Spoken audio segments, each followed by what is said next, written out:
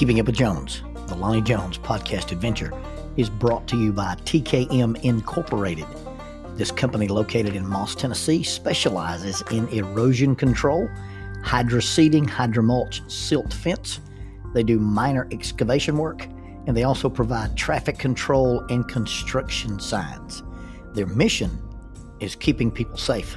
Their passion is wishing that all men could be saved. TKM stands for The King's Men. If you'd like to contact The King's Men, you can contact them at 931-243-3958, 931-243-3958, or you may email them at tkminc2001@twlakes.net. That is tkminc2001@twlakes.net. The King's Men, in partnership with Keeping Up with Jones, the Lonnie Jones podcast adventure.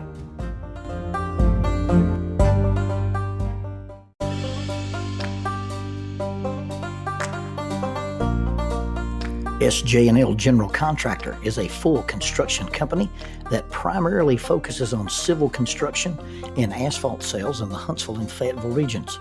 Services they provide include, but are not limited to, road construction, asphalt material, underground utilities, site work, and demolition. They employ heavy equipment operators, concrete finishers, pipe layers, and CDL dump truck drivers. If you would like for this company to work for you on your project, or if you'd like to work for them as an employee of this family-owned business, you can contact them at 931-433-4660. That is 931-433-4660, or 3W's and a dot, sjnl.com. That's www.sjnl.com. SJ&L General Contractor is a sponsor of Keeping Up with Jones, the Lonnie Jones podcast adventure. This will fall under the annals of terrible things I've done as a chaplain. I may have to do a whole episode sometime and do true confessions of the terrible things I've done as a chaplain.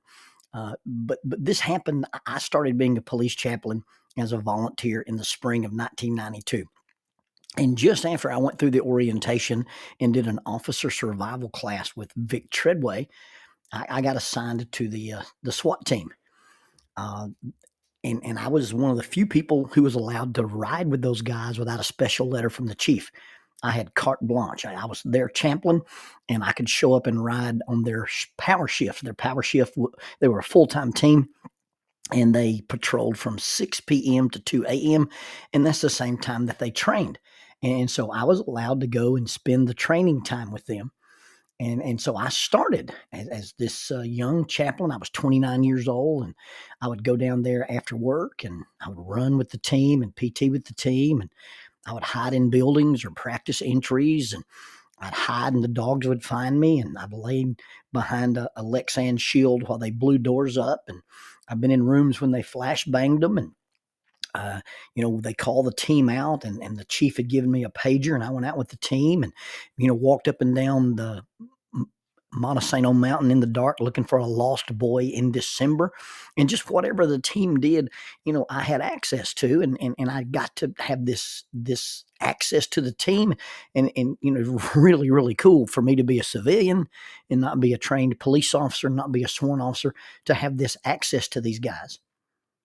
But then all of a sudden, we get this doctor.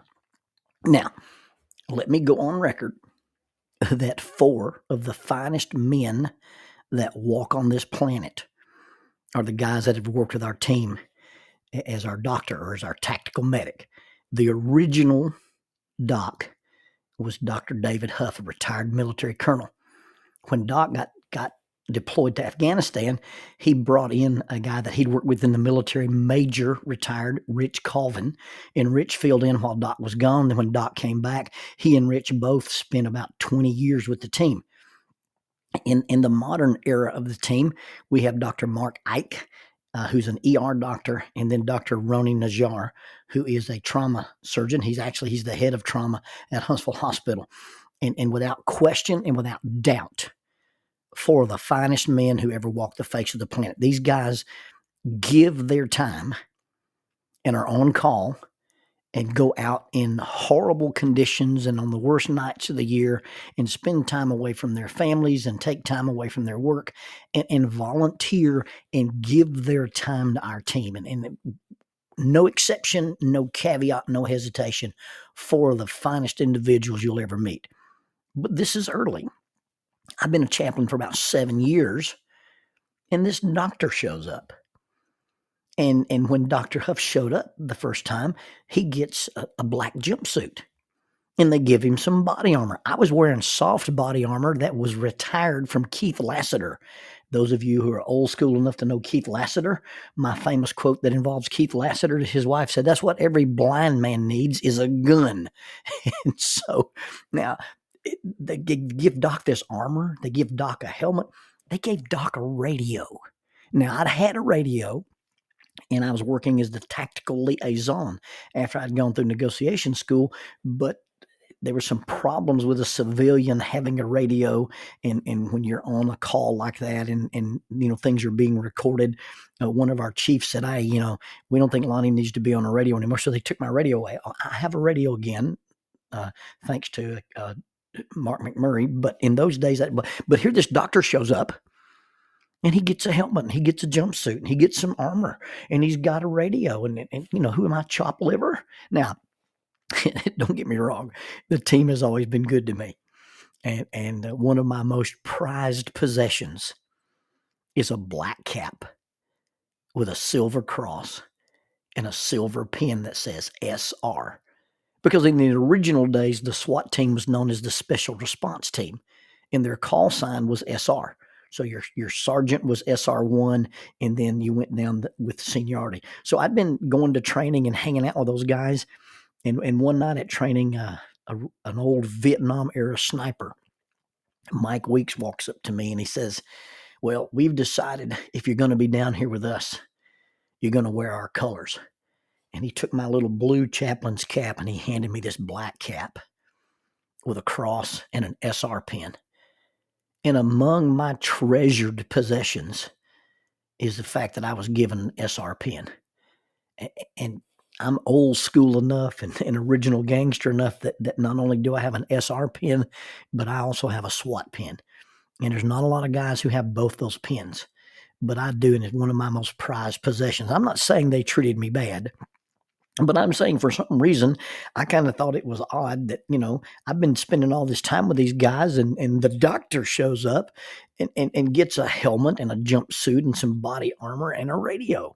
Well, we were training one night, and Doc's with us, and the stack team, and it was being run in those days by Jimbo Wynn, and we get to leave training and do this mission. So we're going to go do this thing for the drug unit.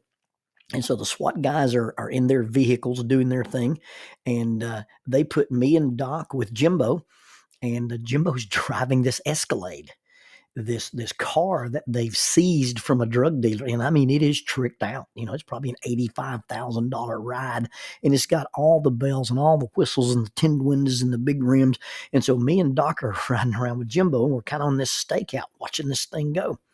And it's cold. I mean, it's miserable cold. Well, here sits Doc in the front seat in his black jumpsuit and his body armor and his helmet and his black gloves and his radio and his medical pack. And I'm wearing, Woodland BDUs that I bought at the Army Surplus store, and a black field jacket that I bought at an Army Surplus store in Batesville, Arkansas. And so I'm sitting here and got my little black watch cap on, and we're kind of waiting to see how this mission unfolds for SWAT. And so me and Jim and Jimbo and Doc are just talking. Well, I lean up between the seats because I'm sitting in the back, and I lean up between the seats and are talking to these guys. And I look down on the console, and I realize this thing has heated seats. And so Doc's sitting in the front passenger seat, and Jimbo's driving, and I'm in the back. And every time I lean up to join in the conversation to hear what they're going to say or to say what I'm going to say, I take that little control that heats the seat up, and I give Doc a few degrees. Now, we're sitting in this car for several hours. And over the course of several hours, I run this heat seater up as high as it will go. And so somewhere around midnight, Doc is in the front seat of this car. And I mean, it is cold outside, and sweat is running in little rivers down Doc's face. And Doc's like, Man, I don't know about you guys, but I'm hot in here. As you know, Doc, the guys wear that kind of stuff, on a regular basis, and you just kind of have to acclimate yourself to it if you're going to wear their kind of gear and all that stuff that they've let you have. It was terrible and it was wrong. And I wasn't really being spiteful as much as I was just having a good time at Doc's expense. Well, karma is a wicked stepsister. I'm very hot natured. I like to be cold. I'm uncomfortable when I'm hot. And Jackie's always wanted to sleep with an electric blanket. Now, we don't run our thermostat up in the wintertime. We like to keep our house cool, but we like to be warm in bed. I hate electric blankets. I don't like the fuzz of them touching me. It builds up static electricity because I'm basically look like an electric blanket without my shirt. And I just never would acquiesce to us having an electric blanket. Well, finally, after one of my surgeries where I just couldn't get warm, we entered the electric blanket era. And you spell that ERA or ERROR because we still have electric blankets at our house. But Jackie bought this electric blanket that had dual controls. And so I can make my side cooler. She can make her side warmer, and things are wonderful. Well, one night I was either slept in or Jackie wasn't there. She was traveling or something. And so I just got too hot under this electric blanket and I had turned it off, but just the weight of the thing, just the idea that I've got this fuzzy thing on me that has electrical wires running through it was disturbing my sleep. So I pushed it all to her side of the bed. Now, through some unfortunate series of events, the electric blanket gets spread back out. Now, if you think about that, the electric blanket properly placed on the bed, the top right corner is on my side, and the top left corner is on her side. Well, this is all bunched up, and somebody took the top left corner and pulled it all the way over to the top right side. So the blanket has now been inverted.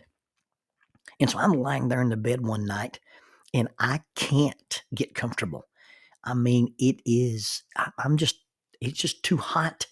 So I grab my little controller. And when I grab my controller, I turn it almost all the way. I turn it all the way like down to 2. Well, to my surprise and to my discomfort, I keep getting hotter. I mean, it's like unbelievably hot in this bed. And I'll roll over and turn the thing down. I eventually turn the thing off. But by midnight, I am sweating profusely. It's like I'm wrapped in tinfoil and being slow cooked like a baked potato. If I don't get some relief, they're going to change the meaning of what the Bible says when it talks about well done, good and faithful servant. Because I'm going to be a well done, good and faithful servant. What I didn't understand was happening was that I was using my controller, but it was actually controlling Jackie's side of the bed. So I'm hot and I'm turning the thing down and I'm making Jackie freeze to death. And in response to her being cold, she's taking her controller and trying to get warm and she's turning it up to nuclear microwave and she's baking my brains out. And all of a sudden we're in this dynamic where I'm trying to be comfortable and I'm killing her and she's trying to be comfortable and it's killing me. And it's like that in most of our relationships. We try to do one thing and we actually get the opposite. Gary Chapman talks about it in his book, Love Languages. And he talks about that there are 5 different love languages. Some people feel loved when they spend quality time. Some people feel loved when people perform acts of service. Some people feel loved when they receive gifts. Some people feel love when they get words of affirmation. Some people feel love when they get physical touch. Now, the interesting thing is that the same thing that makes you feel loved is often the way you express love. So a guy may take his controller and say, oh, I really like it when people say nice things to me, and he's always complimenting his wife. But she's over there and she's trying to do acts of service. She washes his car or she presses his clothes or she runs an errand at the bank. And she's controlling her controller and he's controlling his controller, but they don't realize that their controllers are having the opposite effect than what they think they're having on each other. And so what happens is we don't realize that the way we hear I love you is often the way we say I love you.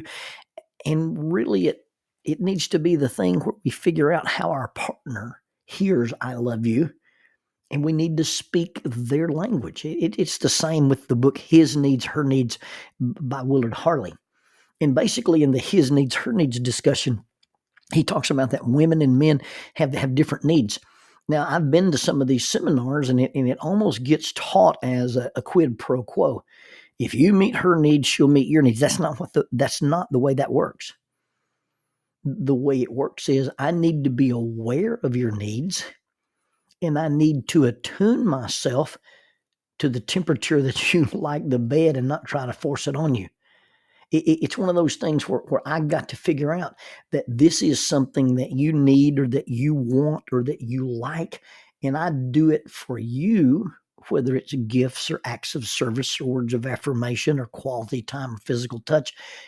But I don't do it because it's what I want, but I do it because it's what you need, because it's what you want, and in some cases it's what you like. Go back to the story when I sent Gunner a ninja sword and asked Lonnie Beth that I need to send Rowan a ninja sword. And she said, no, I'll just send her some lip gloss. She'll be okay. Well, I was incredulous. How could a granddaughter of mine prefer lip gloss over a ninja sword? And Lonnie Beth's famous wisdom statement was, Dad, do you want her to want what you want her to want, or do you want to get her what she wants? That's when you begin to understand that your controller is not about making you comfortable, but about helping your spouse be comfortable, about having their needs met, about having their likes and their wants fulfilled.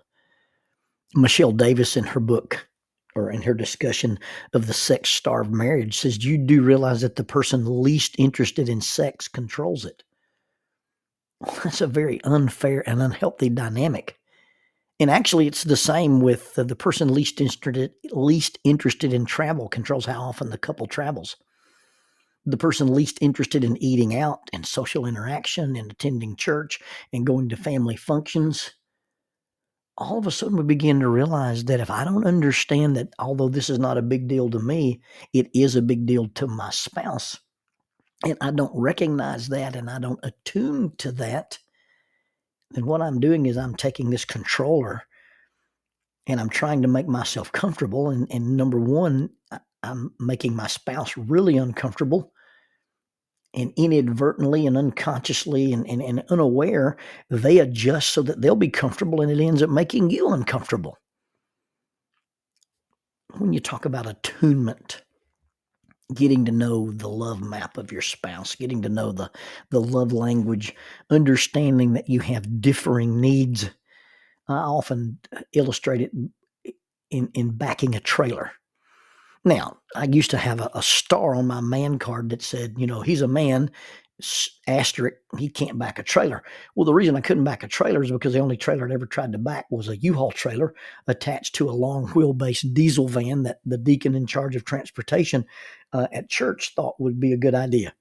If you've got a truck and you've got a long wheelbase trailer, you've got a trailer with a long tongue, I can back a trailer. I just didn't realize I couldn't back a short trailer. Backing a trailer is about attunement. See, you're sitting facing forward and you're looking in a mirror and you're trying to put a trailer where it doesn't want to go. Well, the only way to do that is to recognize that you've got to turn your mind around and see the world from the perspective of a trailer. You see, if you could put a trailer hitch on the front of your vehicle and push that trailer into its spot while you were driving forward, everybody could put a trailer where it needs to go. But the problem is you've got the trailer's left as your right and your right is the trailer's left, and you're trying to translate all that through a mirror image. And until you can adopt the perspective of the worldview of the trailer, you can't get a trailer to go where you want it. Now, before you send hate mail and you send emails to, Lon Jones at bellsouth.net, I'm not saying your spouses are trailers. I'm simply saying that the idea of attunement is about learning the perspective of the other person. And learning that perspective is learning what stimulates their thinking, learning what speaks to them, learning their mythos, learning what makes them feel alive, learning what they need. Sometimes it's as simple as just learning what they like, what they prefer, what their favorite, what their best is. And then once you do that, you start living with the ability to say, I have the ability not to control my spouse, but to respond to my spouse based on how what I do with my controller affects them. And as we've said before, it's not giving in and it's not giving up. It's just simply giving. When I recognize that, hey, when I turn the heat up on this machine, it affects Jackie. When I realize when I turn the heat down, it affects Jackie. Now, until I recognize that the controllers have been swapped and that there's this dynamic, there's an interdependence. It's not that I'm independent and it's not that I'm dependent, but we are interdependent with each other. And so every time I make a decision, every time I make a choice, every time I decide to do something, I don't do it from the standpoint of just me. I have to do it from a standpoint that is not selfish. I have to do it from a standpoint that's not about me or my, but us and our. And you can really measure the strength of a couple by measuring the story of we. Because when you talk to a couple and you hear me and my and I way more than you hear us and our and ours, that's when you know that they're not attuned. That's when you know somebody's being selfish. That's when you know somebody's keeping score. The way to solve the electric blanket dilemma is not that I have to get Jackie's controller and Jackie gets my controller. It's not even about flipping the electric blanket over.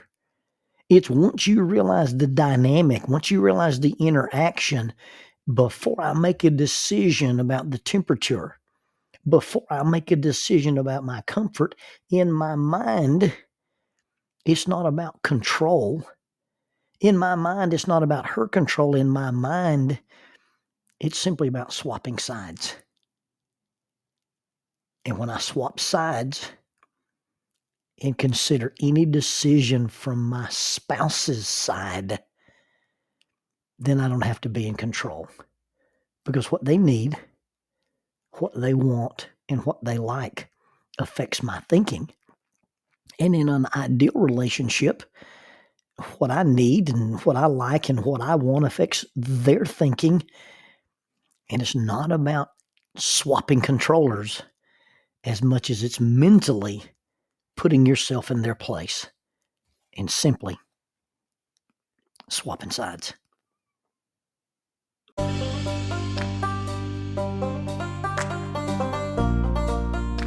Keeping Up with Jones, the Lonnie Jones podcast adventure. I am your host, Lonnie Jones. My wife Jackie and I moved to the city of Huntsville in 1986 for me to be a youth and family minister. I have been a minister since 1980. I have served in this community as a police chaplain assigned to a SWAT team since 1992, and I've been in private practice as a licensed professional counselor since 1998. I'm also an adventure educator and an avid outdoorsman. I dabble in rock climbing and I goof around with Brazilian Jiu-Jitsu. Our life has been full of many wonderful experiences and some just outright adventures. I used to write about those things in a little church bulletin article.